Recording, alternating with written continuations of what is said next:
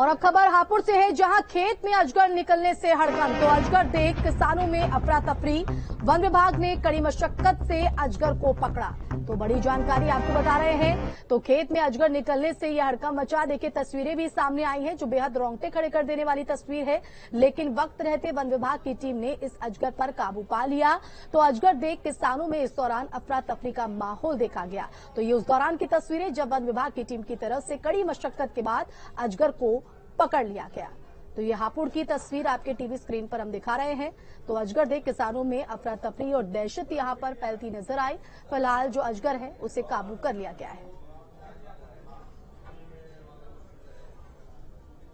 तो वहीं नोएडा में प्रदूषण विभाग की कार्रवाई देखने को मिली है, जहां 3 बिल्डरों पर लगाया गया भारी जुर्माना। तो बड़ी जानकारी आपको बता रहे हैं, प्रदूषण विभाग की बड़ी कार्रवाई। तो 2 निर्माण करने वाले लोगों पर भी जुर्माना लगाया गया। एनजीटी के नियमों की अनदेखी करने पर यह कार्रवाई हुई है। तो 9,50,000 का जुर्माना लगाया गया। दिवाली से पहले ही बढ़ने लगा है प्रदूषण और इसको लेकर प्रदूषण विभाग पूरी तरीके से मुस्तैद नजर आ रहा है। नोएडा में बड़ी कार्रवाई प्रदूषण विभाग की, जहां 3 बिल्डर्स पर भारी जुर्माना प्रदूषण विभाग की तरफ से लगाया गया। तो 2 निर्माण करने वाले लोगों पर भी जुर्माना लगा है।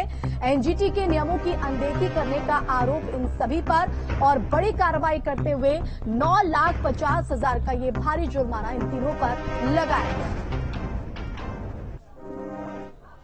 तो वहीं कानपुर में बाजरे के खेत में युवक का शव मिलने से कोहराम मच गया। दरअसल घाटमपुर कोतवाली क्षेत्र का मामला बताया जा रहा है, जहां धारदार हथियार से युवक की हत्या की गई। शव को कब्जे में लेकर जांच में फिलहाल पुलिस जुटी हुई है।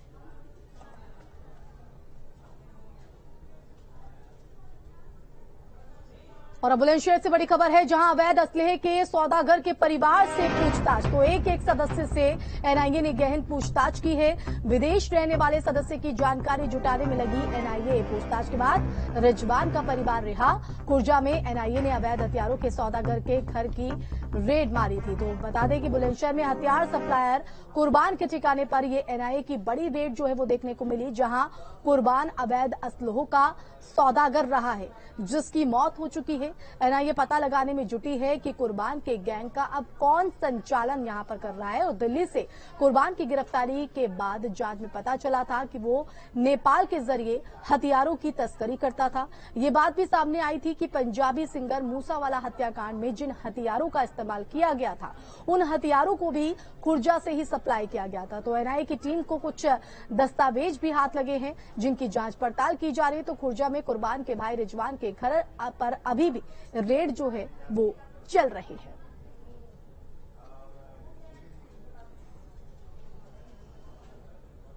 और अब हरिद्वार से बड़ी खबर आपको बता दें, सूत्रों के हवाले से बड़ी जानकारी, जहां एनआईए की उत्तराखंड समेत कई राज्यों में छापेमारी।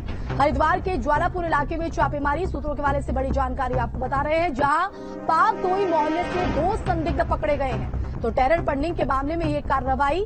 हरिद्वार में स्टेशन को उड़ाने की धमकी मिली थी। तो सूत्रों के हवाले से बड़ी जानकारी, 10 अक्टूबर को धमकी भरा पत्र मिला था। रेलवे स्टेशन को उड़ाने की धमकी, कई धार्मिक स्थलों को भी उड़ाने की धमकी का जिक्र जो है वो इस पत्र में था, जिसके बाद अब ये कार्रवाई। सूत्रों के हवाले से बड़ी और अहम जानकारी।